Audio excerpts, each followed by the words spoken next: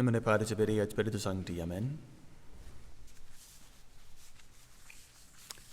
Just very briefly today, just today, there's Peter Canisius, confessor and doctor of the church from the in the middle of the 1500s, born in 1521 and died in 1597. And it was actually he's called the second apostle of Germany after St. Boniface, because as we know at that time in the church, at that time in Europe, it was being torn apart by the Protestant heresies, which would rise at that time and not be defeated, right? They're still going. So this is still a problem in the church that hasn't yet been resolved. But Peter Canisius was a tremendously important figure, so crucial that he was called the second apostle of Germany. So St. Boniface, the first apostle of Germany, as he's called, brought Germany into the faith, and then St. Peter kept it from sliding out of it. Now he was one of those brilliant students.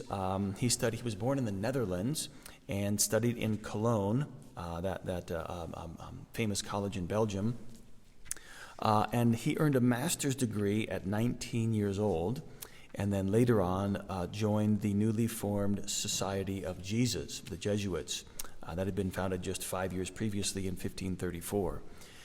So he was ordained a priest in 1546 at 25 years old, and he spent his first years teaching there in Cologne, but very soon the Pope, due to his Peter Canisius, his excellence at teaching and apologetics, he was asked by the Pope to go to Germany and there to lead the effort to defend the church against the attacks of the reformers, as we've heard.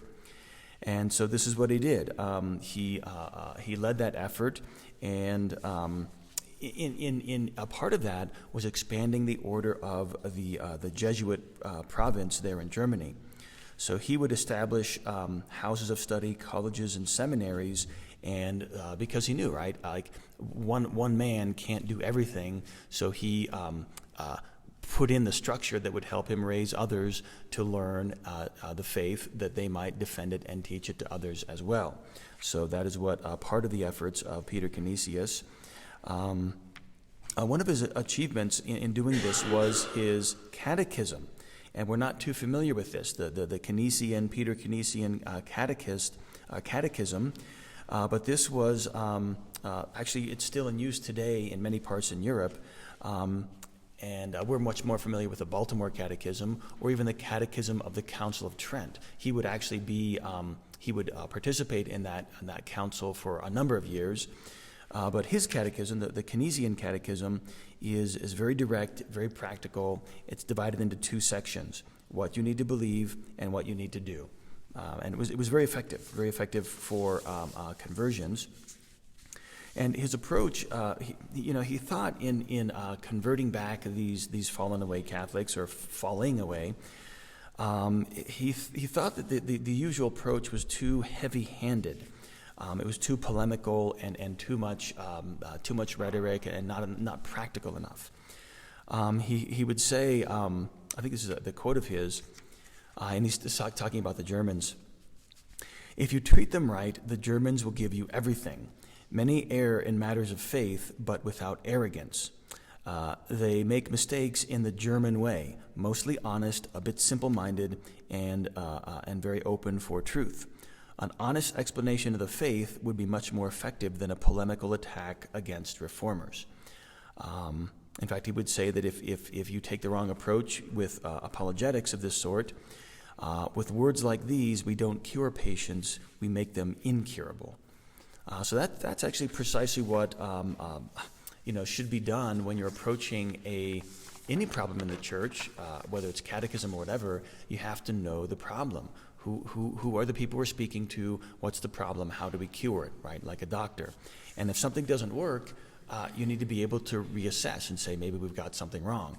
If you've been teaching catechism for 40 or 50 years and people are still leaving the faith, you're doing something wrong.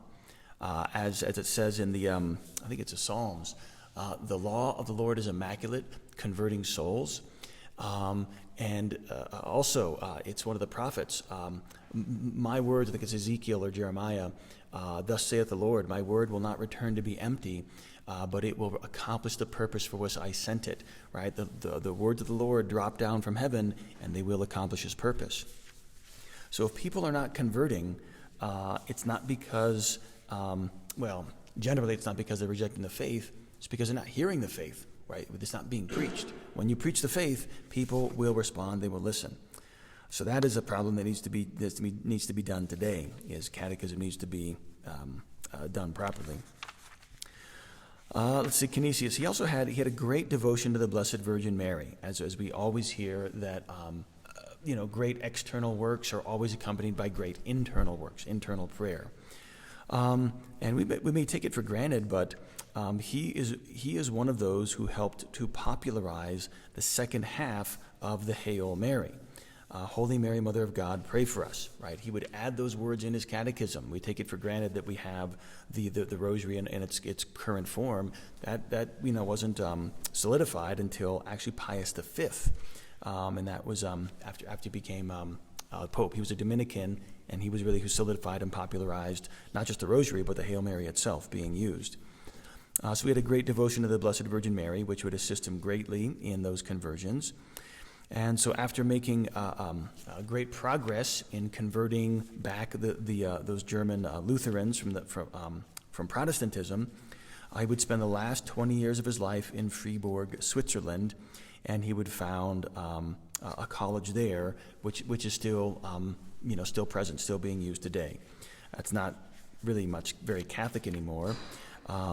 But he would found that college and continue writing and assisting with the Jesuits. And in Fribourg, Switzerland, actually, that's the headquarters of the Fraternity of St. Peter. I actually went there and visited our mother house and was able to see that college where Peter Canisius founded and where he taught.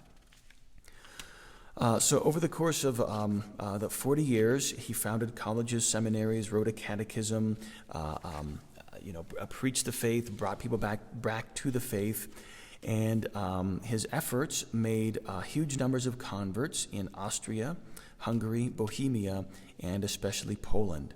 It said that Poland itself had almost become entirely Protestant, but it was brought back to the faith. Now imagine that, right? Poland, one of these days, it's one of those places in Europe that is still strongly Catholic. If it wasn't for men like Peter Canisius, I mean, where would Poland be, right? That's something. It's so important. We take it for granted. We take that what we have today. We don't think about the past, and it was the efforts, and it didn't have to happen. We think, of course, God is in control, but God he lets mankind. He lets us use our free will, and we can see that there was Peter Canisius. His free will, his decision to respond to God's call, was so instrumental, not just for saving the souls then and there, but all the souls since, everybody that came after them, right? Their children and grandchildren and so on. What else could have been done if other people, men or women, had responded to the call? What would Ireland be like now? Would Ireland be, like Poland, or, who's to say?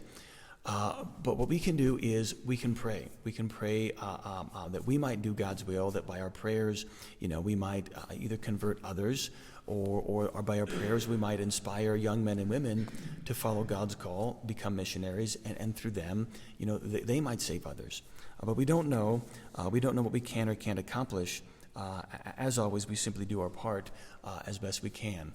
Love God, say our prayers, spend time with Him in meditation, read the Bible, read the works of the saints, know our faith. Right, those are very basic things, and what God does with us after that, that is up to Him. But we do our part to be ready, right? Like those good athletes on the sidelines. You may never get called into the game, but if you do, you want to be prepared, right? And that's knowing your faith and being disciplined and doing our prayers.